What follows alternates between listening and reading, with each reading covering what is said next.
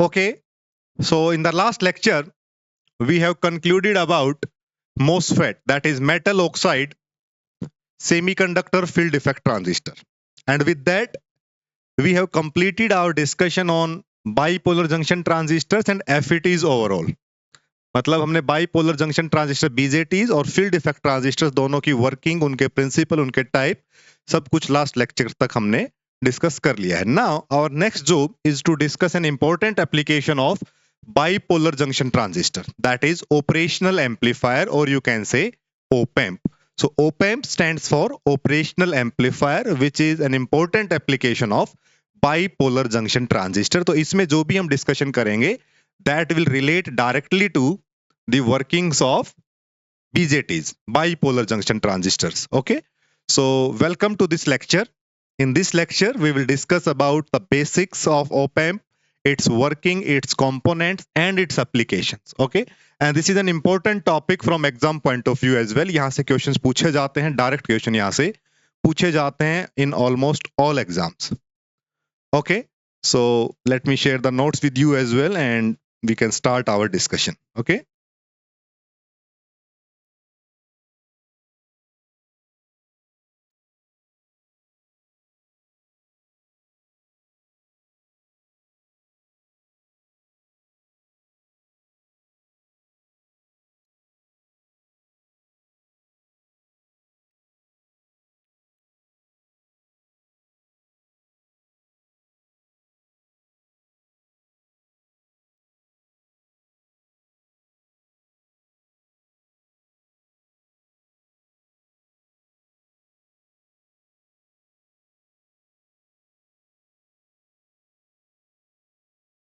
Okay. So this is how op-amp integrated circuit looks like. IC 741 stands for op-amp. So we want to discuss what are these knobs, where they are connected, what is inside it, and how it works. Okay. तो छोटे question में अगर कभी पूछा जाए तो IC 741 stands for operational amplifier. This is how op-amps looks like. आपने physics के एक्सपेरिमेंट, अगर इलेक्ट्रॉनिक्स एक्सपेरिमेंट अगर कभी किए होंगे लैब्स में, तो आपने जरूर इसको यूज भी किया होगा during your graduation days. Okay, so let's start the discussion with op-amp. op-amp stands for operational amplifier. एक ऐसा amplifier which can do multiple operations, which can do multiple mathematical operations like addition, subtraction, differentiation and integration of input signals.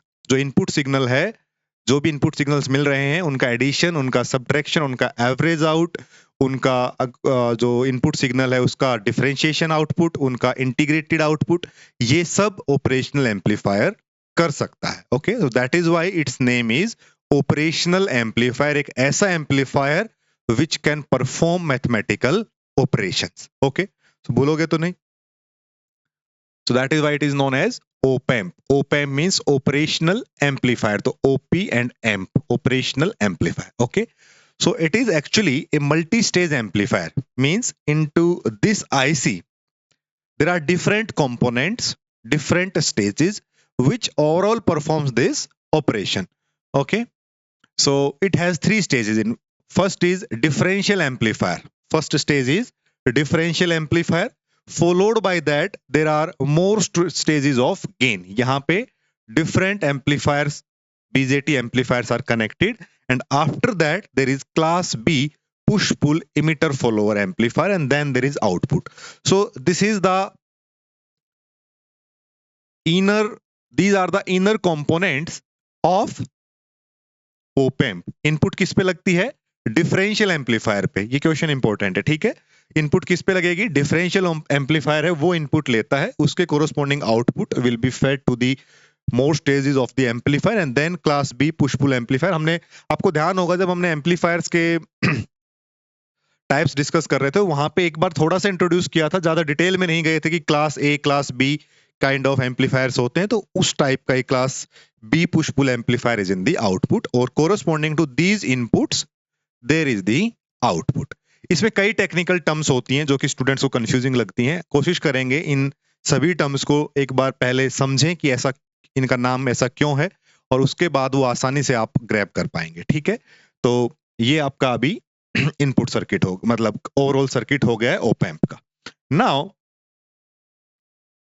What are its characteristics first of all. अब एक बात clear है, जब भी differential amplifier कहूंगा तो इसका मतलब है कि जो इनपुट स्टेज, जो पहली स्टेज है ओप एम्प की वो, और जब भी हम ओप एम्प कहेंगे तो इसका मतलब है overall circuit of op amp. Be very careful है, ओके। तो पहले डिफरेंशियल एम्पलीफायर को समझते हैं, वही सबसे इंपॉर्टेंट है, वही एक ऑपरेशन परफॉर्म कर रहा है, तो उसको समझते हैं, उसकी क्या वर्किंग है, क्या उसके कंपोनेंट्स है, कैसे वो काम करता है। तो जब भी डिफरेंशियल एम्पलीफायर का जिक्र हो तो पहली यूनिट, और अगर ओप एम्प ओवरऑल की बात हो रही है तो मतलब कंप्लीट आईसी, जिसके कोरस्पॉन्डिंग आप आउटपुट लेते हैं। इसमें भी समझेंगे इसको भी, ठीक है। तो देखो, so the input stage of op amp is differential amplifier and output stage is class B push pull emitter follower। ध्यान रहेगा, इनपुट स्टेज में क्या है, डिफरेंशियल एम्पलीफायर, और आउटपुट स्टेज में क्या है, class B push pull emitter follower. तो एग्जाम पॉइंट ऑफ व्यू से ये इंफॉर्मेशन ज्यादा इंपॉर्टेंट है कि इनपुट में क्या होता है op amp, that is differential amplifier. Differential amplifier क्यों कहते हैं उसको भी समझेंगे। The internal stages are direct coupled, they are direct coupled, मतलब उनके बीच में कोई भी coupling capacitors are not use. जो डिफरेंशियल एम्पलीफायर से जो आउटपुट आगे जो कपल हो रही हैं कंटिन्यू, दो मोर स्टेजेस ऑफ गेन हमने यहां पे लिखा था unit, they are directly coupled, okay. उनके बीच में कोई भी कैपेसिटर कपलिंग नहीं है। Now very important point, an op amp has very high input impedance। very important, op amp का input impedance very high होता है, और आइडियल कंडीशन में समझे तो इट इज इनफाइनाइट। आइडियली कितना होना चाहिए, इनफाइनाइट, लेकिन प्रैक्टिकल पर्पज में क्या होगा, काफी हाई होगा। And very low output impedance, and very low output impedance, okay, that is ideally zero. तो लो है, आइडियल केस में कितना होगा, वो जीरो होगा, प्रैक्टिकल केस में वो लो वैल्यू होगी। तो input impedance is very high, output impedance is very low. Due to the high input impedance, अब इनपुट पे इंपिडेंस अगर ज्यादा है, so it means op amp will draw very small current from the signal source. Input पे अगर impedance बहुत ज्यादा है तो जो करंट होगा that will be very less at the inputs of the op amp. तो आइडियली वो करंट है वो जीरो ही होना चाहिए, क्योंकि इनपुट इंपिडेंस आइडियली इनफाइनाइट होता है, तो इसके कोरस्पॉन्डिंग जो करंट होगा that will be ideally zero. Clear है। Now op amp has very high open loop voltage gain। Open loop voltage gain का क्या मतलब है कि कोई भी फीडबैक जब नहीं लगाएंगे कोरस्पॉन्डिंग टू इनपुट्स, जो आउटपुट मिल रही है that is the open loop voltage gain. तो उसका जो ओपन लूप वोल्टेज गेन है that is very high, that is very high, ideally infinite, लेकिन इनफाइनाइट होता नहीं है, ये आइडियल सिचुएशन है, otherwise it is very high, okay. And op amps are almost operated in negative feedback. जब भी इसके एप्लीकेशन पर्पज से इसको यूज करते हैं op amp को, तो नेगेटिव फीडबैक में यूज किया जाता है। नेगेटिव फीडबैक के एडवांटेजेस क्या हैं, हमने पढ़ा है सिंपल एम्पलीफायर्स में, और नेगेटिव फीडबैक है क्या ये भी हमने पढ़ा है कि इनपुट में एक फ्रैक्शन आउटपुट क्या लेते हैं और उसको आउट ऑफ द फेज, मतलब अपोजिट फेज में ऐड करते हैं, सच दैट गेन जो है वो स्टेबल हो जाए, मोर स्टेबिलिटी मिले, लेस डिस्टोर्शन मिले, kind of, right. So they are also operated in negative feedback mode. जब भी इनके एप्लीकेशन पर्पज से इसको यूज करेंगे तो देखेंगे कि नेगेटिव फीडबैक में ये यूज होते हैं। क्लियर है सारे पॉइंट्स यहां तक। So now let's discuss about differential amplifier. सबसे पहले कि देखो इसको डिफरेंशियल एम्पलीफायर के क्या वर्किंग है, क्यों किसी नॉब को inverting, non inverting, virtual ground, CMRR, common mode rejection ratio, ये सब क्या है ये यहां से क्लियर होंगे, ठीक है। देखो ऑर्डिनरी एम्पलीफायर क्या होता है, ऑर्डिनरी एम्पलीफायर की बात करें सिंपली, उसमें क्या होगा कि एक इनपुट लगी है, मान लो ये इनपुट लगी है और ये ग्राउंड है, तो क्या होगा, जो आउटपुट है that is AV, means gain of this into times of V। ये आपका आउटपुट मिलेगा, gain into input. Differential amplifier as its name suggest, differential means difference of the input signals. ये क्या करेगा, दोनों इनपुट्स पे, एक पे V1 इनपुट है, एक पे V2 है, दोनों टर्मिनल्स पे V1 और V2 है, तो ये जो एम्पलीफाई करेगा इसकी जो आउटपुट होगी that is A times gain times V1 minus V2, इन दोनों के डिफरेंस इनपुट सिग्नल्स का डिफरेंस है उसको एम्पलीफाई करता है। इनपुट सिग्नल्स का जो डिफरेंस है उसको एम्पलीफाई करता है, इसीलिए इसका नाम डिफरेंशियल एम्पलीफायर है। बात समझ में आ गई? डिफरेंशियल एम्पलीफायर क्यों है कि यहां पे एक V1 है, यहां पे V2 है, तो V1 माइनस V2 जो बचा उसके कोरोस्पोंडिंग आउटपुट मिली है A times V1 minus V2, that is differential amplifier. Okay, अब देखो डिफरेंशियल एम्पलीफायर वर्किंग पे नहीं जाएंगे, लेकिन एक बार इसकी सब स्ट्रक्चर देखो, इसके अंदर होता क्या है। इसके अंदर ऐसे दो ट्रांजिस्टर्स हैं, एक ट्रांजिस्टर ये है दैट इज Q1 और एक ट्रांजिस्टर ये है that is Q2। These are the voltage divider bias and this is Re common connected to minus VEE। तो एक इनपुट यहां पे लग रही है, एक इनपुट यहां पे लग रही है, और इसके कोरोस्पोंडिंग आउटपुट ये है और इसके कोरोस्पोंडिंग आउटपुट ये है। तो मतलब ये हुआ कि दो इनपुट हैं और दो ही आउटपुट हैं। दो इनपुट लग सकती हैं, उसके कोरोस्पोंडिंग दो पॉइंट्स पे आपको आउटपुट मिल सकती है, एक यहां पे एक यहां पे। बात समझ में आ गई? So now this is how we can represent is दो input differential amplifier, output 1 output 2। मतलब इनपुट 1 के कोरोस्पोंडिंग ट्रांजिस्टर नंबर 1 के कोरोस्पोंडिंग जो आउटपुट है वो आउटपुट 1, और ट्रांजिस्टर नंबर 2 की इनपुट के कोरोस्पोंडिंग जो आउटपुट है दैट इज आउटपुट नंबर 2। और Q1 Q2 सिमिलर होते हैं to match the characteristics, and RC1 and RC2 are also equal, they are also equal. तो Q1 और Q2 सेम पैरामीटर्स के ट्रांजिस्टर होते हैं, ठीक है। नाउ लेट्स अंडरस्टैंड, देखो if signal is applied at one input and other is grounded, अगर एक इनपुट पे सिग्नल लगाया जाए और दूसरी को ग्राउंडेड कर दिया जाए तो इसको क्या कहेंगे? That is single ended input amplifier. Okay, single ended input arrangement. बात समझ में आ गई? और अगर दोनों इनपुट्स पे सिग्नल हम लगाएं तो that is known as double ended input arrangement. बात समझ में आ गई? जब एक पे लगाएंगे तो क्या कहेंगे उसको? सिंगल एंडेड इनपुट, की एक जगह पे लगी है, दोनों पे लगाएंगे तो double ended input. Similarly output में क्या कहेंगे? अगर एक जगह से आउटपुट देख रहे हैं तो सिंगल एंडेड आउटपुट अरेंजमेंट, और दोनों आउटपुट से आउटपुट देख रहे हैं तो डबल एंडेड आउटपुट अरेंजमेंट। बात क्लियर है? तो नाम से ही क्लियर, डबल एंडेड और सिंगल एंडेड। देन अब जनरली होता क्या है in this particular case, the differential amplifier DA is operated for single ended output. मतलब आउटपुट तो किसी एक पॉइंट से लिया जा रहा है और इनपुट जो है वो डबल एंडेड है। तो 1 और 2 दोनों पे ही इनपुट है, लेकिन आउटपुट दोनों से ना लेके एक से ली जा रही है। तो डिफरेंशियल एम्पलीफायर किस मोड में काम करता है? Single ended output and double ended input. Clear है? तो single ended output and double ended input.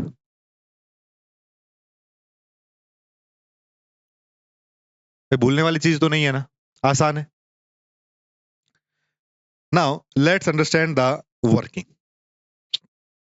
अभी आपने पहले कभी जब भी पढ़ा होगा तो सुना होगा कि inverting input, non inverting terminal या इन्वर्टिंग टर्मिनल, तो उनको इन्वर्टिंग और नॉन इन्वर्टिंग क्यों कहा जाता है? उस माइनस और प्लस का क्या मतलब होता है? क्या नेगेटिव सिग्नल और पॉजिटिव सिग्नल उसका मतलब है, या उसका मतलब कुछ और है? देखिए, so whenever the signal applied to the input of differential amplifier produces no phase difference in the output। तो जो सिग्नल इनपुट पे है उसके कोरोस्पोंडिंग अगर उसी फेज का आउटपुट मिल रहा है, फेज डिफरेंस नहीं है, so that is known as non inverting input. तो ऐसी इनपुट है जो नॉन इन्वर्टिंग है, इन्वर्ट नहीं कर रही है आउटपुट को। इनपुट ऐसी थी तो आउटपुट भी ऐसी ही मिली, दैट इज नॉन इन्वर्टिंग। तो ऐसा टर्मिनल इनपुट का जिस पे जैसी वोल्टेज लगा रहे हैं, जैसा सिग्नल लगा रहे हैं, आउटपुट वैसा ही मिल रहा है, तो वो हो गया नॉन इन्वर्टिंग इनपुट टर्मिनल। और ऐसा टर्मिनल जहां पे वोल्टेज तो लगाएं ऐसी और आउटपुट मिले ऐसा, आउट ऑफ द फेज, तो वो क्या कहलाएगा? इसने इसको क्या कर दिया है? इन्वर्ट कर दिया है। तो ये वाला जो टर्मिनल कहलाएगा वो क्या कहलाएगा? Inverting terminal. तो इन्वर्टिंग टर्मिनल का मतलब क्या हुआ कि वहां पे कोई भी इनपुट लगेगी तो आउटपुट में हमेशा उसका out of the phase output मिलेगी। और नॉन इन्वर्टिंग टर्मिनल पे अगर कभी भी इनपुट लगेगी तो आउटपुट में जो वोल्टेज मिलेगी उसका फेज वैसा ही होगा जैसा सिग्नल का है। क्लियर है ये बात? चलिए, सो व्हेन सिग्नल, ये हमने कर लिया है। तो नॉन इन्वर्टिंग, देखो अब इस पॉजिटिव और नेगेटिव से आपने देखा होगा कि जब हम इसको ऐसे बनाते हैं तो एक जगह पे पॉजिटिव है, एक जगह पे नेगेटिव है। तो पॉजिटिव नेगेटिव का मतलब ये नहीं है कि यहाँ पे पॉजिटिव वोल्टेज है यहाँ पे नेगेटिव वोल्टेज, नो।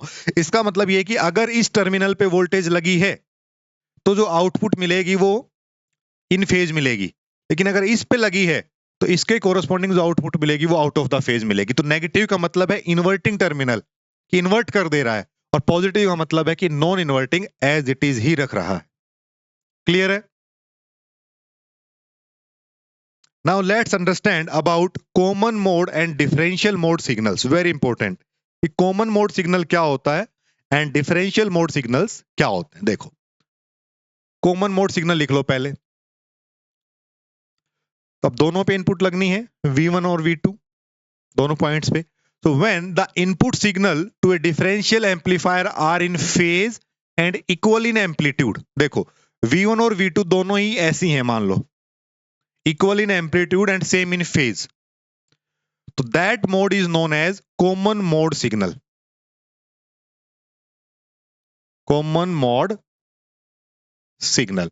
अब देखो डिफरेंशियल एम्पलीफायर क्या करता है, V1 माइनस V2 देता है। तो अगर ये V1 है ये V2 है तो V1 और V2 तो दोनों बराबर हो गए, तो इसका मतलब V1 minus V2 equal to 0 हो गया, तो आउटपुट में कुछ भी नहीं मिलेगा। तो कॉमन मोड सिग्नल अगर है तो डिफरेंशियल एम्पलीफायर की ये प्रॉपर्टी है कि वो उसके कोरस्पॉन्डिंग आउटपुट ना दे। और ऐसा डिफरेंशियल एम्पलीफायर जो जितना ज्यादा कॉमन मोड सिग्नल को रिजेक्ट करेगा उतना अच्छा है, क्योंकि यही तो इसका आइडियल, इसका केस क्या है कि जितना अच्छे से कैंसिल आउट करेगा सेम फेज और सेम एम्पलीट्यूड को उतना ही अच्छा है, उतना ही अच्छे से काम कर रहा है डिफरेंशियल एम्पलीफायर। तो हम हमेशा ऐसा एम्पलीफायर चाहेंगे जो कॉमन मोड सिग्नल को सब कम से कम एंटरटेन करे। बात समझ में आई? उसको रिजेक्ट ही करने की कोशिश करे। क्यों? क्योंकि V1 minus V2 equal to 0 आना चाहिए अगर वो डिफरेंशियल एम्पलीफायर है। तो अगर फिर भी कुछ आ रहा है तो इसका मतलब उसका CMRR, common mode rejection ratio, थोड़ा सा ठीक नहीं है, ऑप्टिमम नहीं है। ऑप्टिमम सिचुएशन में तो क्या होना चाहिए, वो कम होनी चाहिए वैल्यू उसकी, राइट? मींस रिजेक्शन कंप्लीट होना चाहिए, that is what I mean, कि दोनों जो कॉमन मोड हैं उनका रिजेक्शन होना चाहिए, उनके कोरस्पॉन्डिंग आउटपुट नहीं मिलनी चाहिए। ठीक है? What about the differential mode signals? When the input signal to a differential amplifier are 180 degree out of phase and exactly equal in amplitude, like this, एक ऐसी इनपुट है और दूसरी अपोजिट है इसके, तो मतलब V1 जो है that is equal to minus V2। तो अगर V1 माइनस V2 हम देखें तो it will be equal to twice of V1, ऐसे समझो। तो मतलब जो आउटपुट आएगी वो अब डबल होके आएगी, अब कैंसिल नहीं होगा। अब V1 equal to minus V2 है, तो V1 minus V2 will be twice of the input signal. तो इसका मतलब जो आउटपुट आएगी वो कुछ इनके डबल एम्पलीट्यूड की आएगी, ऐसे या फिर ऐसी आएगी। वो डिपेंड करेगा कि इन्वर्टिंग पे लगी थी कि नॉन इन्वर्टिंग पे लगी थी, लेकिन डबल आउटपुट आएगी इनपुट के कोरस्पॉन्डिंग। क्लियर है बात? ओके, तो देखो 180 degree out of phase and exactly equal in amplitude, they are known as differential mode signals. These signals are amplified by the amplifier. तो amplifier के लिए ये एकदम आइडियल सिचुएशन है इनको एम्पलीफाई करने के लिए, because in the differential signals the twice the value of each signal will be there. तो हमें एक चीज समझ में आ गई इस डिस्कशन के दौरान कि डिफरेंशियल एम्पलीफायर जो है वो डिफरेंशियल इनपुट्स को तो एम्पलीफाई करता है और कॉमन मोड सिग्नल्स को एम्पलीफाई नहीं करता है। बात समझ में आ गई? किसको एम्पलीफाई करेगा? डिफरेंशियल मोड सिग्नल को, और किसको नहीं करेगा? कॉमन मोड सिग्नल्स को। क्लियर है? एक ये आउटपुट आपकी अब आ गई है कि फाइनली हमें पता चला कि जो DA है वो डिफरेंशियल एम्पलीफायर की तरह काम करता है, और वो डिफरेंशियल मोड सिग्नल्स को तो एम्पलीफाई करेगा, डिफरेंशियल मोड को तो, और कॉमन मोड को, कॉमन मोड सिग्नल को एम्पलीफाई नहीं करता है। बात समझ में आ गई कि नहीं? छोटे क्वेश्चन यहां से बनेंगे। क्लियर है? अब देखो सिग्नल के पॉइंट ऑफ व्यू से समझते हैं कि हो क्या रहा है। देखो ये कंक्लूजन है, इससे आप समझ सकते हो ट्रांजिस्टर की कंप्लीट वर्किंग इस डिफरेंशियल एम्पलीफायर में क्या होती है, उस पर हम नहीं जाएंगे, लेकिन यहां से आप एक तरीके से समझ सकते हो कि इनपुट के साथ आउटपुट का क्या रिलेशन है। देखो अगर ये एक डिफरेंशियल एम्पलीफायर है तो यहां पे देखो अगर इनपुट 1 पे एक सिग्नल लगा है, इनपुट 1 मतलब ट्रांजिस्टर Q1 की इनपुट, पहले ट्रांजिस्टर की इनपुट वहां से कनेक्ट करो इसको, और इनपुट 2 मतलब ट्रांजिस्टर 2 की, और आउटपुट 1 ट्रांजिस्टर 1 की और ये ट्रांजिस्टर 2 की। तो अभी देखो ओवरऑल दिखता कैसा है, वो वर्किंग होने के बाद दिखता कैसा है कि अगर इनपुट 1 पे लगी है तो उसी ट्रांजिस्टर के कोरस्पॉन्डिंग जो आउटपुट है उस पे तो हमेशा आउट ऑफ द फेज है। अगर ये ऐसी है, देखो यहां पे बनाया भी हुआ है, ऐसी है अगर, तो इसके कोरस्पॉन्डिंग ये आउट ऑफ द फेज है। लेकिन अगर इनपुट यहां थी तो जो दूसरा ट्रांजिस्टर है उसकी आउटपुट पे इन फेज है, तो ये इसके साथ इन फेज है और इस डायरेक्ट के साथ आउट ऑफ द फेज है। अगर सिमिलर केस हम इनपुट 2 पे लगा के करें तो क्या होना चाहिए, जैसे इनपुट 2 पे टर्मिनल 2 पे इनपुट लगी तो जो इसके कोरस्पॉन्डिंग है, देखो इस बार इनपुट ऐसी है तो इसके कोरस्पॉन्डिंग जो है वो तो आउट ऑफ फेज है, लेकिन जो क्रॉस वाली है इसके कोरस्पॉन्डिंग 1 पे है वो इसके इन फेज है। ये क्या है, इन फेज, और ये वाली क्या है, आउट ऑफ द फेज। तो इससे एक बात समझ में आई कि भाई अगर ट्रांजिस्टर 1 पे इनपुट लगी है, ये ले लो 1 और 2, ये कुछ नहीं है, ठीक है। तो अगर 1 पे लगी है तो उसी ट्रांजिस्टर की आउटपुट पे तो वो आउट ऑफ द फेज दिखती है, और अपोजिट वाला जो ट्रांजिस्टर है उस पे वो इन फेज दिखती है। सिमिलरली अगर 2 पे लगी है तो 2 पे दिखेगी आउट ऑफ द फेज और 1 पे दिखेगी इन द फेज, अपोजिट चलता है। बात क्लियर है यहां तक?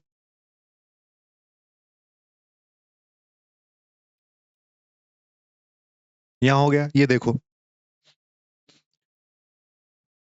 नाउ सी हियर, दोनों पे इनपुट लगी है 1 और 2 पे। एक इनपुट है वी इन ऐसी है और V2 है ऐसी, आउट ऑफ द फेज है दोनों, आउट ऑफ द फेज है दोनों।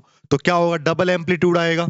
ये बात तो क्लियर है, क्योंकि V1 equal to minus V2 है तो आउटपुट पे क्या होगा, डबल आएगा, जो अभी हमने डिस्कस किया था। लेकिन इस 1 के कोरस्पॉन्डिंग 1 पे देखो, 1 के कोरस्पॉन्डिंग 1 पे आउट ऑफ द फेज, लेकिन 1 के कोरस्पॉन्डिंग 2 पे इन द फेज। सिमिलरली 2 के कोरस्पॉन्डिंग 2 पे आउट ऑफ द फेज और 2 के कोरस्पॉन्डिंग 1 पे इन द फेज, तो क्रॉस चलती हैं।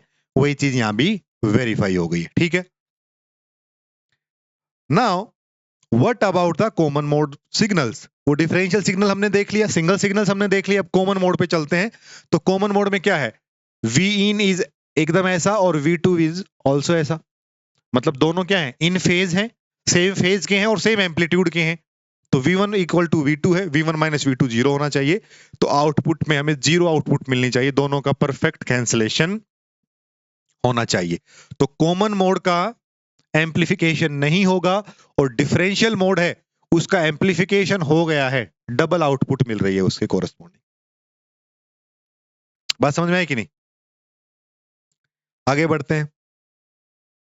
Voltage gain of differential amplifier, ideally differential amplifier provides a very high voltage gain, ये हमने डिस्कस किया था, for differential mode signals and zero gain for common mode signals. Very very important statement कि जो differential mode signals हैं उनके लिए high gain मिलता है, और जो कॉमन मोड सिग्नल है उसके कोरस्पॉन्डिंग आउटपुट जीरो है, तो वहां पे गेन आइडियली जीरो होना चाहिए। बात समझ में? Very low. नाउ ये क्वेश्चन पूछा जाता है CMRR, common mode rejection ratio, common mode rejection ratio. अब आपको एक बात क्लियर हो गई है कि कॉमन मोड सिग्नल्स क्या हैं, डिफरेंशियल क्या है, अब कॉमन मोड रिजेक्शन रेशियो समझने में कोई दिक्कत नहीं होनी चाहिए, क्योंकि डिफरेंशियल एम्पलीफायर की ये करेक्टरिस्टिक है कि वो कॉमन मोड्स को रिजेक्ट करे। तो उसकी ये एबिलिटी है कि वो कॉमन मोड्स को रिजेक्ट करे। तो अब हमारे लिए वही डिफरेंशियल एम्पलीफायर उतना बढ़िया है जो कॉमन मोड को जितना ज्यादा रिजेक्ट करे। बात समझ में आ गई? ये उसकी एबिलिटी है। So ability of any differential amplifier to reject the common mode signals is known as common mode rejection ratio, right? It defines common mode rejection ratio. इसको थोड़ा मैथमेटिकली भी समझते हैं। It should have high differential voltage gain. differential voltage gain को ADM लिखा है, D stands for differential, okay? And a very low common mode voltage gain, ACM. इसकी value बहुत कम होनी चाहिए। आइडियली ये इनफाइनाइट होना चाहिए और ये जीरो होना चाहिए। प्रैक्टिकली ये वेरी हाई होना चाहिए और ये वेरी लो होना चाहिए। कोई नई बात तो नहीं बताई मैंने, जो डिस्कस किया वही किया यहाँ पे। तो जो कॉमन मोड रिजेक्शन रेशियो है वो क्या है? ADM divide by ACM, differential mode gain divide by common mode gain, that is CMRR. So it is generally denoted in decibel, dB. तो अगर dB में करना है तो it is how it looks like CMRR in dB is equal to 20 log 10 times of this. So if this is CMRR, then CMRR in dB is 20 log base 10 into CMRR. तो CMRR अगर linearly ऐसा है तो log में ऐसा लिखा जाएगा। देखो, अगर CMRR की वैल्यू 10 है, इसका मतलब अगर यहाँ पे 10 होगा तो log base 10 into log base 10, value of 10 is 1, तो 20। अगर ये 10 रेज पावर 3 हुआ तो 10 रेज पावर 3 होगा, जिसका मतलब 3 आगे आ जाएगा 60 और 10 पे 1 होता है। अगर 10 रेज पावर 4 है तो 80, 5 है तो 100। और वैसे भी डेसिबल वाला जो स्केल है वो हमने एक लेक्चर में बहुत अच्छे से डिस्कस किया था। तो I hope now it is very easy for you to understand this concept now. तो CMRR is the ability of differential amplifier to reject the common mode signal. The larger the CMRR, जितना ज्यादा CMRR होगा, the better the DA at eliminating the common mode signal. बात समझ में आ गई? तो जितना ज्यादा CMRR होगा उसका मतलब है कि उतना ही अच्छे से वो कॉमन मोड सिग्नल्स को रिजेक्ट कर रहा है, उतना ही वो आइडियल डिफरेंशियल एम्पलीफायर की तरफ जा रहा है, उतना ही वो अच्छा डिफरेंशियल एम्पलीफायर है। बात समझ में आ गई? Okay.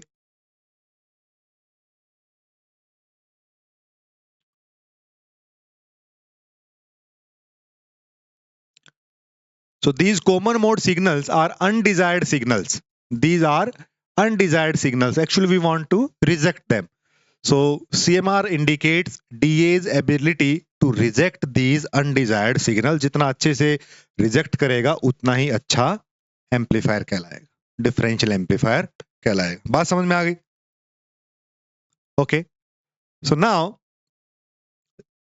DA is used in 2 inputs and 1 output. दोनों इनपुट और एक आउटपुट यूज की जाती है, और आउटपुट भी कौन सी? ट्रांजिस्टर 2 वाली जनरली यूज की जाती है। तो अब एक बात क्लियर हो गई है कि इनपुट जो है वो दोनों ट्रांजिस्टर वाली ली जा रही है और जो आउटपुट ले रहे हैं वो ट्रांजिस्टर 2 वाली है। बात समझ में आ गई? ये कहानी है। और दूसरी जो आउटपुट ऑफ ट्रांजिस्टर 1 थी उसको ग्राउंड कर दिया गया है, तो इसका मतलब आउटपुट यहां से ली जा रही है। क्लियर है? अब आप खुद सोचो कि अगर इस टर्मिनल पे कोई सिग्नल लगेगा 1 पे, तो 2 पे तो वो इन फेज दिखेगा, ऐसा दिखेगा। लेकिन अगर 2 पे कोई सिग्नल लगा है ऐसा, तो इसके कोरस्पॉन्डिंग 2 पे आउट ऑफ द फेज दिखेगा। यही कहानी हुई, क्योंकि आउटपुट अब सिर्फ 2 से ली जा रही है, आउटपुट सिर्फ ट्रांजिस्टर 2 से ली जा रही है। क्लियर है? ऐसी पिक्चर होगी। बस यहां से अब आपको क्लियर हो जाएगा।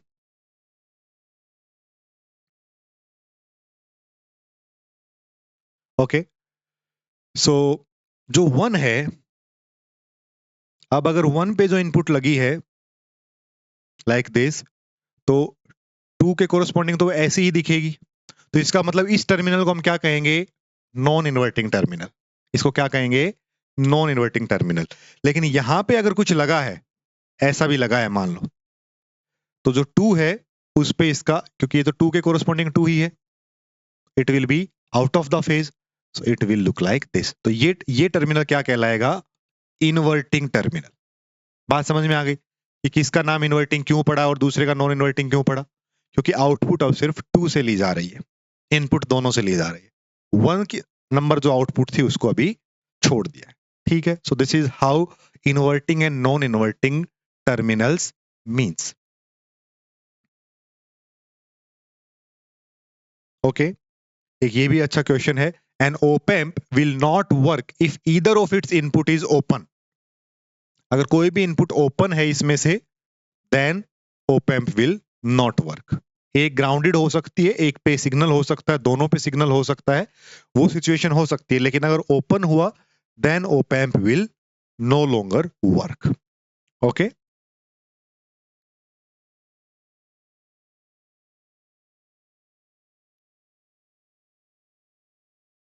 सो generally for op amp CMRR is large, क्योंकि हम वही चाहते हैं कि ज्यादा से ज्यादा कॉमन मोड को रिजेक्ट करे। सो this is how it looks like now in simplified form, कि V2 इज इन्वर्टिंग, V1 को हमने नॉन इन्वर्टिंग बोला, इसके कोरस्पॉन्डिंग एक आउटपुट ले ली है। ये अब ओपैम्प का स्ट्रक्चर है कंप्लीटली, और ये plus and minus DCC voltage are here, that is 15 volt, plus minus 15 volt, plus minus 12 volt, plus minus 18 volt, वो डिपेंड करता है टाइप टू टाइप पे, बट ये सैचुरेशन वोल्टेज की तरफ इशारा करते हैं। इसको भी समझेंगे कि इनका क्या महत्व है। लेकिन ये 5, 1 2 3 4 5, ये 5 जो टर्मिनल हैं आउट ऑफ दिस 8 टर्मिनल्स, ये हमारे काम के हैं। यहाँ पे 4 इधर हैं और 4 इधर हैं, तो एक्चुअली जो ज्यादा यूज किए हैं दैट इज 5 टर्मिनल्स जिन पे प्ले होता है, बाकी ऑफसेट नल होता है।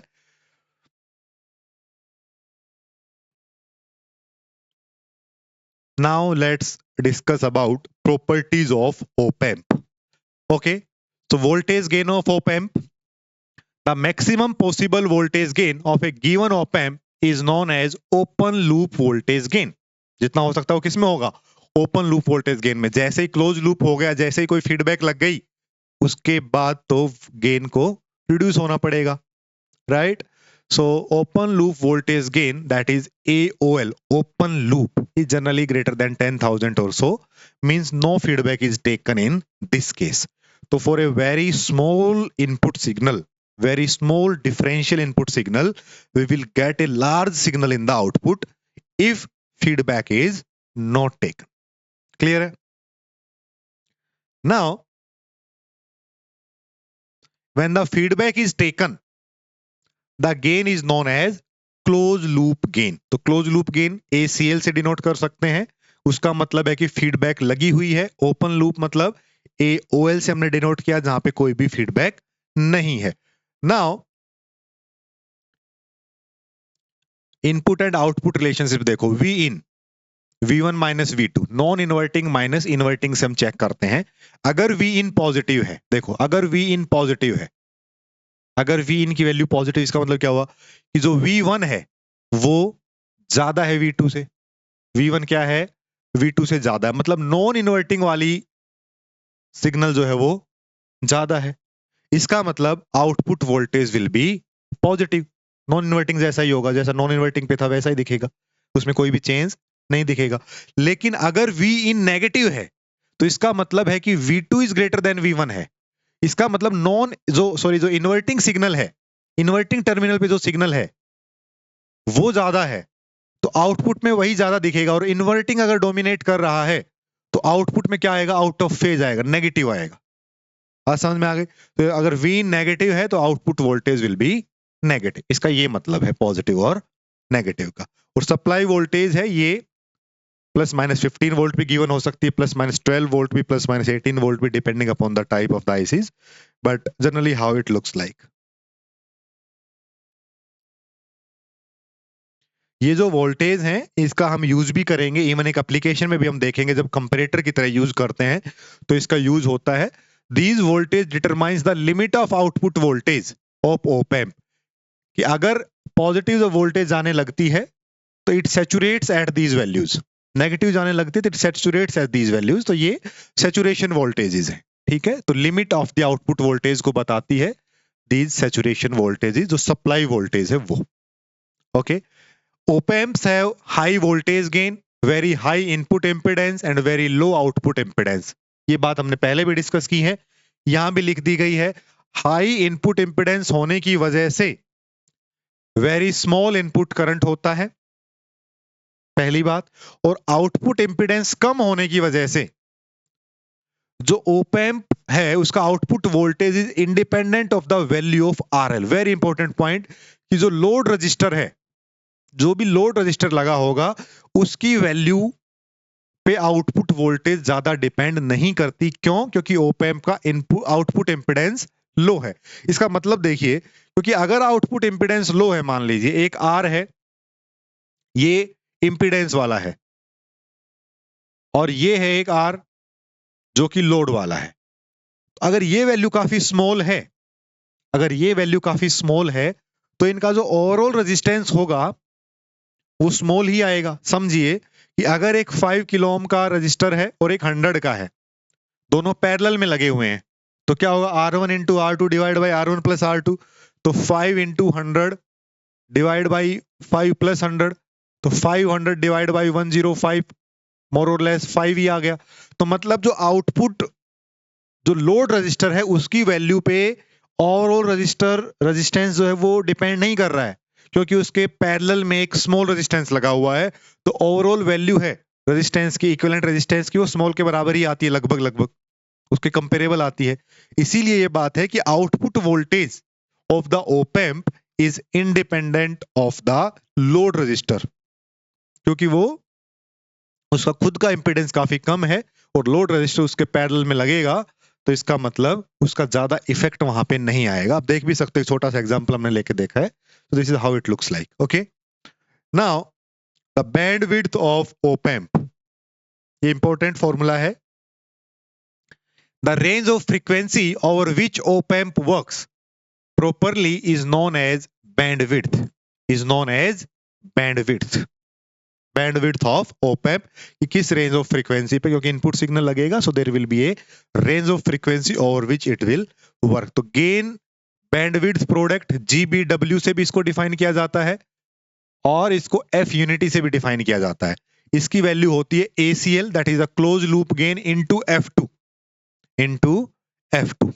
Okay, so closed loop gain at frequency F2, ACL into F2, that is gain bandwidth product। Okay, छोटे क्वेश्चंस में पूछा जा सकता है, आपको ये वैल्यू मिल सकती है, ये मिल सकती है, या F यूनिटी है तो F यूनिटी का मतलब है gain bandwidth product is. Okay, तो इसी को GBW को ही F यूनिटी लिखा है। Frequency eight which the close loop gain is unity, ऐसी फ्रीक्वेंसी जहां पे क्लोज लूप गेन मतलब अगर F2 के बराबर हो जाए तो F2 से F2 चला जाएगा, तो ऐसी फ्रीक्वेंसी जहां पे क्लोज लूप गेन 1 हो जाए, that is F unity. Clear है? तो ये फॉर्मूला जो है ध्यान रखना है।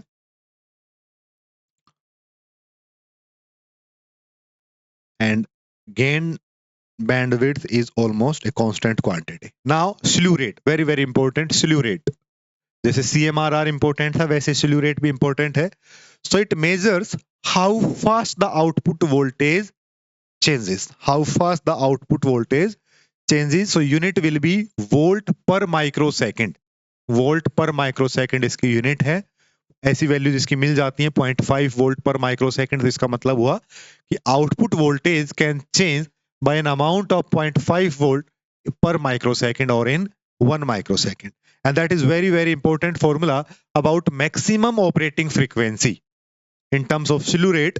So F max, maximum operating frequency of op amp, is equal to slew rate divided by 2 pi peak voltage। PK stands for peak voltage।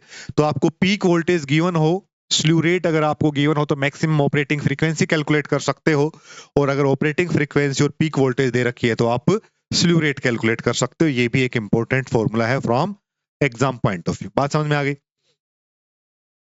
The next is frequency response of an op amp. So the operating frequency has a significant effect on op amp operation. What are these effects? First of all, above the maximum operating frequency, result is a distorted output waveform. अब देखो जिसका नाम ही maximum operated frequency है, अगर उससे ऊपर की frequency जाएगी तो इसका मतलब है कि results will no longer be linear, the distorted output waveform will be there. Above the operating frequency of op amp क्या होता है, ओपन लूप वोल्टेज गेन कम हो जाता है, इनपुट इम्पिडेंस जो कि काफी हाई था वो डिक्रीज हो रहा है, आउटपुट इम्पिडेंस जो कि काफी कम था वो इंक्रीज हो रहा है। मतलब सारी चीजें अब नॉर्मली बिहेव करने लगी हैं, जो पहले कम था वो बढ़ने लगा है, जो ज्यादा था वो घटने लगा है, ठीक है। And output voltage swing also decreases. Now let's discuss about the negative feedback, op amp with negative feedback, very important concept from the exam point of view, negative feedback। देखो यहाँ पे क्या हुआ है कि ये हमने एक op amp लिया, इसके इन्वर्टिंग टर्मिनल पे एक इनपुट लगी हुई है, एक रेजिस्टेंस Ri है, एक फीडबैक रजिस्टर Rf के थ्रू इस इनपुट को इस आउटपुट से जोड़ा गया है, सो दैट यहाँ से एक स्मॉल फ्रैक्शन लाके इस इनपुट पे ऐड किया जा सके।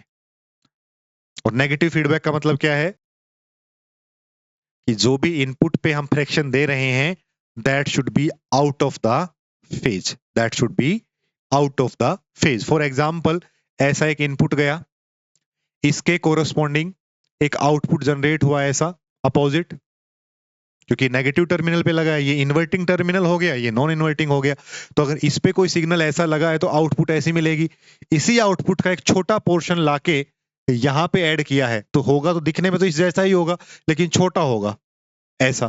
तो इसका मतलब ये देखो, इस इनपुट सिग्नल के साथ ये हमेशा आउट ऑफ द फेज रहेगा, इस इनपुट सिग्नल के साथ ये हमेशा आउट ऑफ द फेज रहेगा, तो ओवरऑल यहाँ पे कम करेगा सिग्नल को, that is why it is known as the negative feedback. Out of the phase feedback or the input is fed at the input terminal of signal source। Okay, तो ध्यान रहेगा negative terminal से पे जो connect होगा RF के through वो क्या कहलाता है, negative feedback of op amp.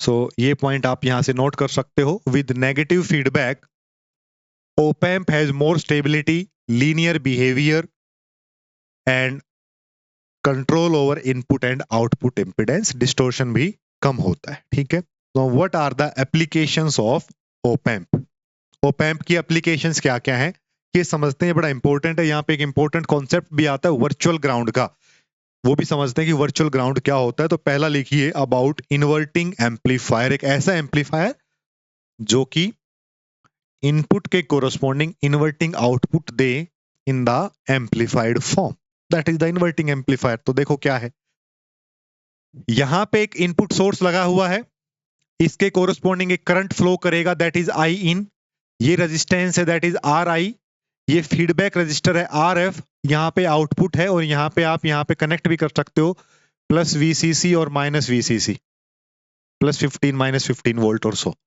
और जो दूसरा टर्मिनल है that is a non inverting terminal, वो कहां पे है, ग्राउंड पे है। नॉन इन्वर्टिंग टर्मिनल कहां पे, ग्राउंड पे, इन्वर्टिंग पे क्या किया गया है, करंट दिया गया है। अब चूंकि ऑप एम्प का जो इनपुट इंपिडेंस है वो क्या है, very high, input impedance is very high, it means op amp will draw a very small current। op amp का जो खुद का जो करंट जो ड्रॉ करेगा वो कितना होगा, बहुत ही कम होगा, ideally it should be zero, क्योंकि ideally input impedance should be infinite. तो जो खुद का जो करंट ये ड्रॉ करेगा that is very less, it means अगर ये पॉइंट यहां पे जो करंट है that is I1 at the input of the op amp, that is zero। Don't confuse with the current of the signal source and the current actually op amp draws। Okay, so now see that current I1 is zero, I1 is zero, it means if I1 is zero here, it means this point VA has the same voltage as point VB which is at the ground। So this point VA is equal to 0 volt as VB equal to 0 volt because there is no current at the input stage of the op amp। It means this point A seems like a virtual ground, it means it is not actually ground, direct ground से नहीं जुड़ा हुआ है, but it seems like a virtual ground because the voltage at that node is zero, and that is because of this VB, क्योंकि VB zero पे है और VB और VA के बीच में कोई भी करंट ड्रॉ नहीं हो रहा है, so they are almost at the same potential, and that is why this point VA is at 0 volt, and that condition of VA to be at 0 volt because of the grounding condition of non-inverting input is known as virtual ground, is known as virtual ground. भूलोगे तो नहीं, यहां पे VA 0 है, यहां पे Vin लगा हुआ है, so current will, maximum current will flow through this, almost all current will flow like this, यहां से आया यहां चला गया, no current will be drawn by the op amp. तो वर्चुअल ग्राउंड का मतलब क्या है, that VA is equal to zero, ये वाला पॉइंट जीरो पे है, because VB is equal to zero, because op amp has high, very high input impedance, and because of that current is very less. बात समझ में आ गई? तो इसको कहेंगे वर्चुअल ग्राउंड कंडीशन. बोलोगे तो नहीं कि वर्चुअल ग्राउंड क्या होता है? क्लियर है? 2-3 बार रिपीट कर दिया है, फिर भी डाउट होगा तो पूछेंगे. Okay, so in this situation,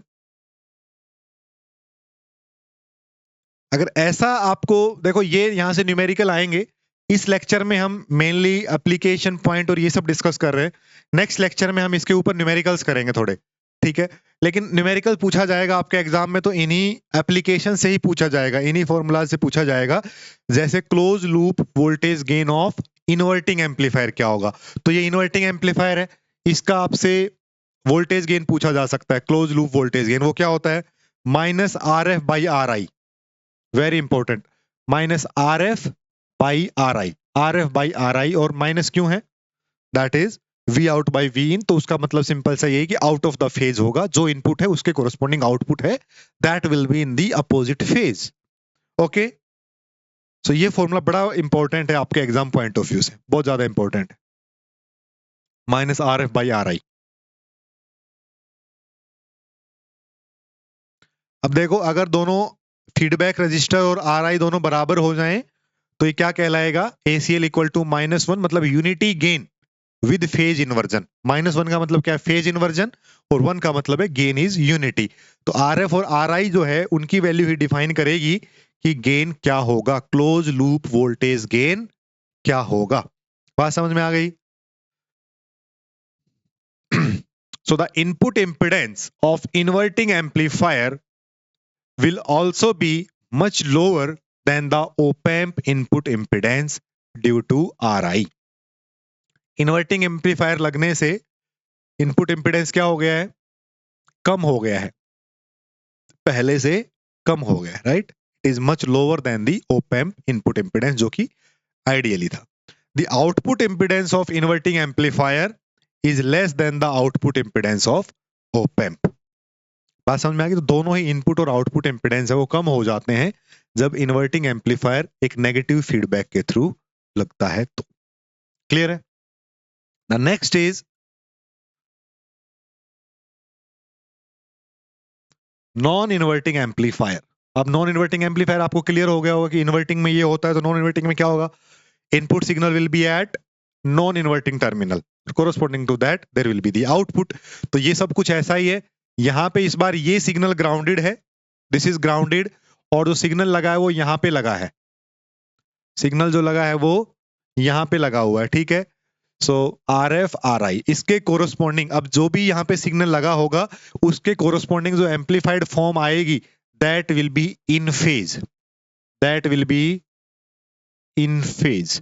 तो इसका जो वोल्टेज गेन होगा वो क्या होगा, 1 plus RF/RI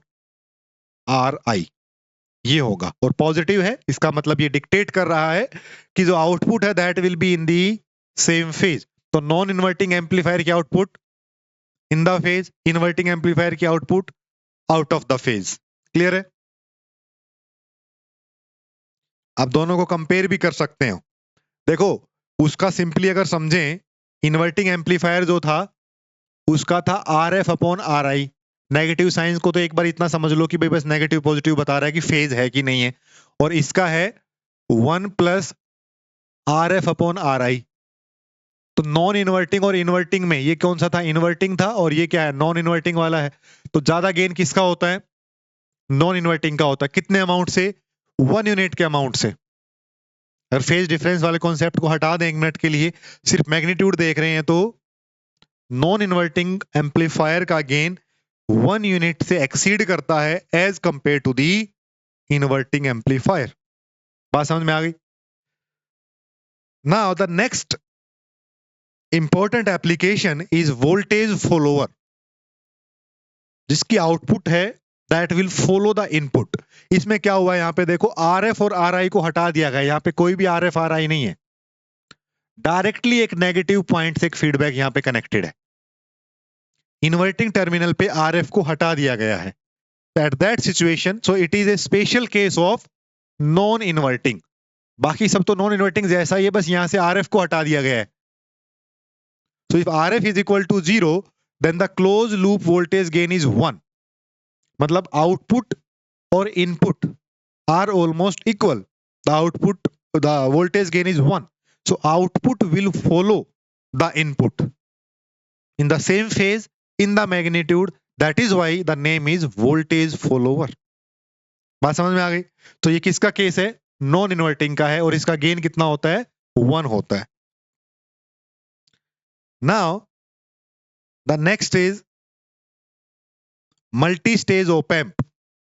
multi stage op-amp का मतलब क्या है कि एक ओपैम्प यहां पे लगा है, फिर उसके बाद उसके आगे के मल्टी स्टेजेस लगे ओपैम्प के, डिफरेंट, उस पे इनपुट अलग अलग लगी हुई हैं। लेकिन अगर हमें पता है कि पहले ओपैम्प का गेन A1 है, दूसरे का A2 है, तीसरे का A3 है, तो उस सिचुएशन में the overall gain will be simply multiplication of the individual gain A1 A2 A3, A1 A2 A3। क्योंकि जो भी उनके इनपुट में जो भी चेंजेस होने हैं, एक इनपुट यहाँ से फेड की गई, दूसरी इनपुट प्रोवाइड की गई है, तो वो सब कुछ मिला के हमने A1 बोल दिया पहले का, दूसरे का बोल दिया A2, तीसरे का बोल दिया A3, कि ये फाइनल gains हैं of individual A1 A2 A3, then the overall gain will be simply the multiplication of A1 into A2 into A3। ऐसा हमने पहले भी एक डिस्कशन में किया था, आपको ध्यान होगा, during the series amplifications. Negative feedback के क्या एप्लीकेशंस हैं? गेन स्टेबिलिटी है, लेस डिस्टोर्शन है, और बैंडविड्थ है वो इंक्रीज कर जाती है, वाइडर हो जाती है। Now what are the effect of negative feedback on the input and output impedances of certain amplifier? तो नॉन इन्वर्टिंग में ध्यान रखो क्या हुआ था। नॉन इन्वर्टिंग में इनपुट थी वो नॉन इन्वर्टिंग टर्मिनल पे लगी हुई थी, बाकी सब कुछ सेम था। तो उस सिचुएशन में जो इनपुट इम्पिडेंस है वो इस अमाउंट से बढ़ जाता है, 1 plus M V into AOL। M V क्या है? फीडबैक फ्रैक्शन है। ये क्या है? जितना अमाउंट से फीडबैक दिया गया, फीडबैक फ्रैक्शन। AOL क्या है? Open loop voltage gain, open loop voltage gain. तो नॉन इन्वर्टिंग एम्पलीफायर का जो इनपुट इंपेडेंस था, जो हाई था, अब वो और बढ़ गया है। आउटपुट इंपेडेंस जो कम था वो और घट गया, डिक्रीज हो गया बाय दिस अमाउंट। बात ध्यान रहेगी, ये दोनों फॉर्मूलाज हैं, ये इनपुट और output impedance of non inverting amplifier है। The next is voltage follower. Voltage follower तो नॉन इन्वर्टिंग का ही एक केस है, बस उसमें आरएफ नहीं है। तो आरएफ नहीं है तो जो डायरेक्ट वहां पे कपल किया गया इनपुट पे, तो जो आउटपुट है उसी के कोरस्पॉन्डिंग इनपुट पे फीडबैक दी गई है। तो जो एमवी है उसकी वैल्यू 1 है, जो कि काफी हाई है।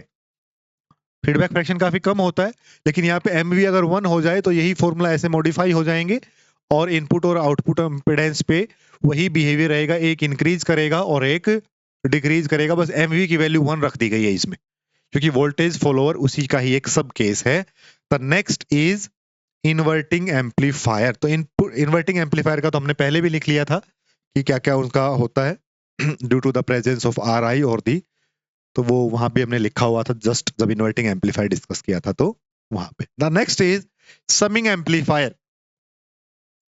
तो समिंग एम्पलीफायर, समिंग एम्पलीफायर जैसा इसका नाम है, एक ऐसा एम्पलीफायर जो 2 और मोर इनपुट्स को ऐड कर सकता है, सम कर सकता है, एवरेज कर सकता है उनका, that is known as summing amplifier. वो केस यहाँ पे देखते हैं कि देखिए, जैसे ये एक ओपैम्प है इन्वर्टिंग एम्पलीफायर है, तो इन्वर्टिंग एम्पलीफायर पे क्या हुआ है कि अलग अलग रेजिस्टेंसेस के थ्रू R1, R2 और R3 के थ्रू V1, V2 और V3 तीन वोल्टेज सोर्सेज लगाए गए हैं और बाकी RF है एज इट इज सब कुछ। तो यहाँ पे तो एक सिंपल R के थ्रू वोल्टेज थी, अब वो यहाँ पे तीन वोल्टेज लगा दी गई हैं और सबका R1, R2, R3 के थ्रू आ रहा है।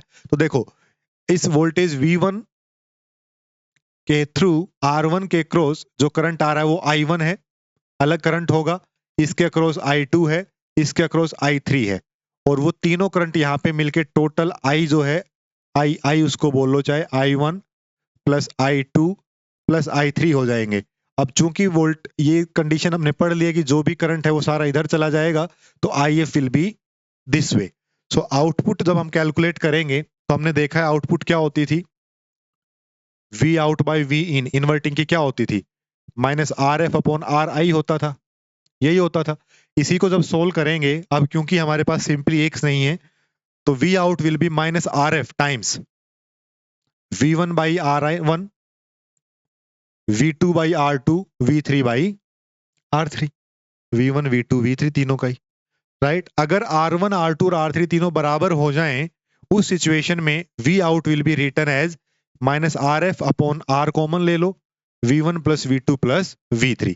तो ऐसे सम हो गया है, यहाँ भी सम हो गया, ये इंपॉर्टेंट फॉर्मूला है, इसको ध्यान रखना है, ठीक है। अगर ऐसा न्यूमेरिकल आपको मिले तो this is how it will look like, बाकी सब कुछ सेम रहेगा, V1 by R1, V2 by R2, V3 by R3।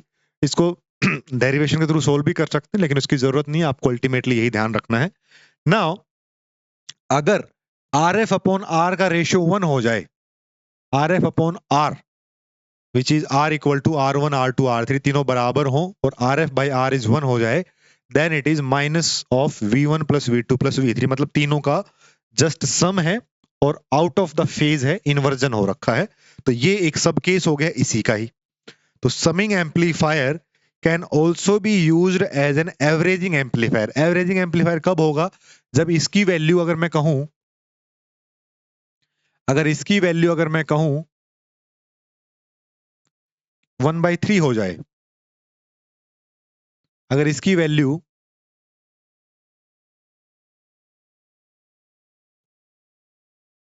अगर इसकी वैल्यू 1/3 हो जाए इस वाले की, तो इसका मतलब आउटपुट क्या हो गई, V1 plus V2 plus V3 upon 3। तीन वोल्टेजेस थी, उनको 3 से डिवाइड कर दिया तो एवरेज आउट आ गया। तो एवरेजिंग एम्पलीफायर, समिंग एम्पलीफायर का केस क्या है, एवरेजिंग एम्पलीफायर, और इन्वर्टिंग एम्पलीफायर का सब केस क्या है, समिंग एम्पलीफायर। तो समझ पा रहे हो तीनों चीजें कैसे रिलेट है, ठीक है। सो इसके लिए क्या कंडीशन है कि समिंग एम्पलीफायर एक इन्वर्टिंग सॉरी एवरेजिंग एम्पलीफायर की तरह काम करे। देखो पहला क्या है कि all input resistors are equal in value, पहली कंडीशन तो यही है कि अगर R1 equal to R2 equal to R3 बराबर हो, पहली चीज तो। और दूसरा, जितनी इनपुट्स लगी हैं, तीन लगी हैं, और RF अपॉन R या R अपॉन RF इनका रेशियो भी वैसा ही हो।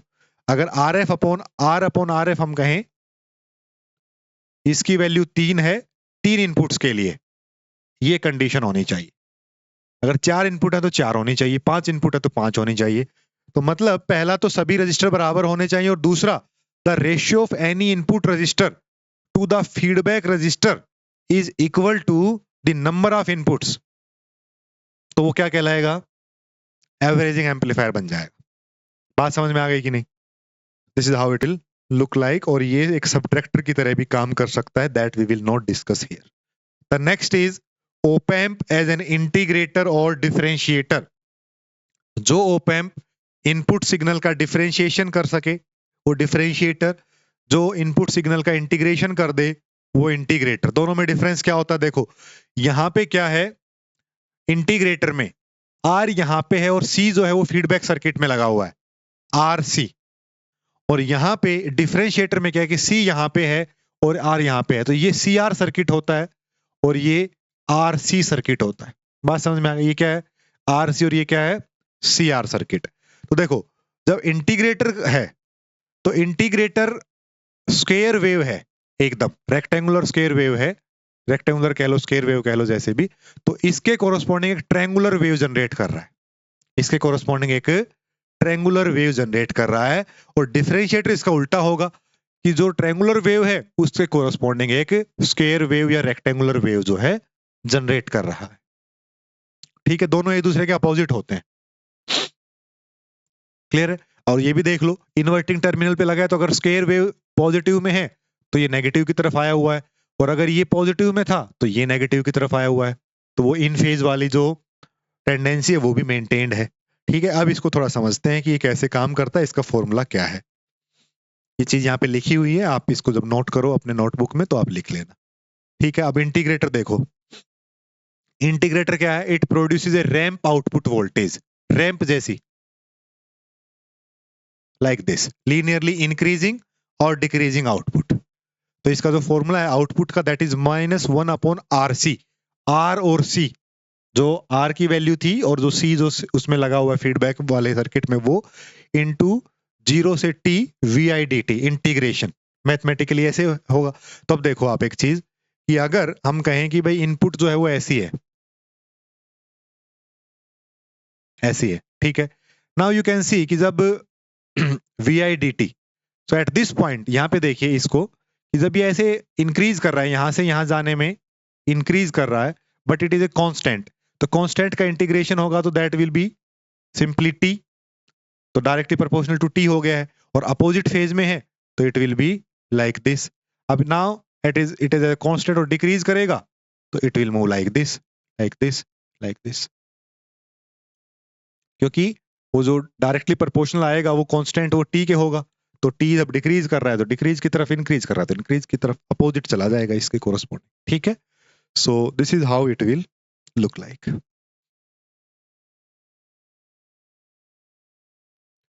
सो ये फीडबैक हो गया है, इसमें एक RF फीडबैक के through, this is the complete circuitry, एक फीडबैक रजिस्टर RF लगा दिया गया है। Now all integrators have a critical frequency below which any op-amp will not work like an integrator. So that operating frequency, that critical frequency of the integrator is known as critical frequency, which is 1/2 pi RF into C. RF into C. 1/2 pi RF into C. ये critical frequency होती किसी भी integrator की। The next is differentiator. तो differentiator का formula ये होता है V0 equal to -RC dVI/dt। तो ये तभी काम करेगा जब वेरी कर रहा होगा, जब कांस्टेंट होगा तो dV/dt तो जीरो हो जाएगा, लेकिन जब जैसे जो रैंप वोल्टेज थी, जैसे जो रैंप वोल्टेज है लाइक दिस, तो अब ये तो वेरी कर रही है, तो dV/dt that will be a constant corresponding to that, इसका भी कांस्टेंट, इसका भी कांस्टेंट, लीनियर अगर है कोई चीज t के प्रोपोर्शनल तो dV/dt विल बी 1, मींस कोई कांस्टेंट होगा भाई वही वैल्यू साथ में आएगी, तो इसके कोरस्पॉन्डिंग आपकी रेक्टेंगुलर ऐसे मिल जाएंगे। ठीक है, तो ये क्या करता है, ट्रायंगुलर से रेक्टेंगुलर स्क्वायर वेव जनरेट करता है और वो उसका अपोजिट करता है। तो इंटीग्रेटर है वो स्क्वायर वेव से ट्रायंगुलर, और ये ट्रायंगुलर से स्क्वायर वेव जनरेट करता है। बात समझ में आ गई? The next is comparator. Comparator जैसे नाम से ही पता चल रहा है कि ऐसा application of op-amp which can compare the voltages, which can compare the voltage, और इसके काफी एप्लीकेशंस होते हैं इन सर्टेन सर्किटरीज कि आपको बस ये देखना होता है कि कौन सी वोल्टेज ज्यादा आ रही है, अगर ज्यादा आ रही है तो take this action, if V1 is greater than V2 then do this, if V2 is greater than V1 then do this। सो वहां पे सिर्फ हमें ये देखना होता है कि ज्यादा कौन सी है, कि इन्वर्टिंग पे ज्यादा है कि नॉन इन्वर्टिंग पे ज्यादा है, उसके कोरस्पॉन्डिंग आप अपना नेक्स्ट जो स्टेप है वो डिसाइड करते हैं, तो वहां पे कंपैरेटर यूज होता है। So to compare the voltage, one voltage with the other is the fundamental working of comparator. Comparator is used without negative feedback. Very important, यहाँ पे कोई भी feedback applied नहीं है, therefore very small value of differential input, output will be large and op-amp will saturate toward the DC supply।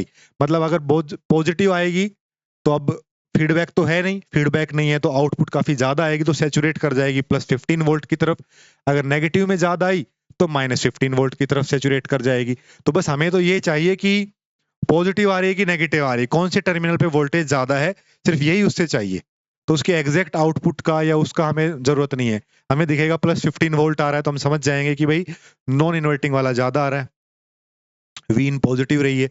अगर negative है तो हम कहेंगे इन्वर्टिंग वाला ज्यादा आ रहा है। तो उस सिचुएशन में हमें particular value of output voltage ना लेके हमें एक सिग्नल की तरह यूज करना है कि +15 वोल्ट और -15 वोल्ट आ रहा है, तो हमें एक आइडिया हो जाएगा कि कौन सी इनपुट एक दूसरे से एक्सीड कर रही है, कौन सी कम है। ठीक है,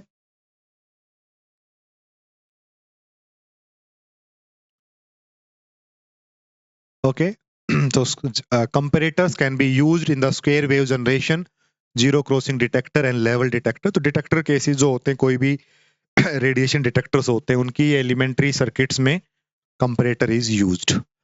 Okay, so this is all for the discussion on op-amp, basics of op-amp. आप इस लेक्चर को देखने के बाद एक बार अच्छे से रिवाइज करिए। इन द नेक्स्ट लेक्चर एक शॉर्ट लेक्चर रखेंगे जहां पे we will discuss the numericals on op-amp। तभी ये टर्म्स हैं ज्यादा क्लियर होंगी आपके माइंड में, और यहाँ से न्यूमेरिकल पूछे जाने की संभावना भी है। भले ही आसान पूछे, लेकिन पूछ सकता है कि आपको गेन के पॉइंट ऑफ व्यू से पूछ ले, बैंडविड्थ के पॉइंट ऑफ व्यू से पूछ ले, या कोई सर्किटरी के पॉइंट ऑफ व्यू से नॉन इन्वर्टिंग इन्वर्टिंग एम्पलीफायर देके आपसे डिफरेंट इनपुट्स पे पूछ ले। तो उस पे हम कुछ न्यूमेरिकल्स करेंगे in the next lecture. But before that you have to understand this lecture carefully. कोई भी डाउट होगा तो पूछेंगे। इससे ज्यादा डिटेल में जाने के लिए हमारे एग्जाम पॉइंट ऑफ व्यू से जरूरत नहीं है, ऑलरेडी हमने काफी चीजें इसमें डिस्कस कर ली हैं, right? So this is all for this particular lecture. In the next lecture, we will start our discussion on the numericals of operational amplifier. And also, with this topic, we complete our discussion on the analog electronics. So, analog electronics जो आपके syllabus में mentioned है, overall, that is done here. The next theory lecture that we will consider on digital electronics. That is very easy, very interesting. उसमें आप relax होकर lecture देख सकते हो। ठीक है, मतलब एनालॉग इलेक्ट्रॉनिक्स में थोड़ा सा लगता है, पूरा करंट वगैरह आपको ऐसा देखना है। उसमें हम सिंपल एक बार समझेंगे, उसके बाद सिंपल इनपुट आउटपुट्स क्या क्या है, कौन सा गेट कैसे काम करता है, क्या एलजेब्रा यूज होता है, क्या काउंटिंग सिस्टम यूज होता है, that we will do. That is more और less easier as compared to the analog circuit theory. Okay, so that's all for this lecture. Bye bye, have a good time, see you in the next lecture.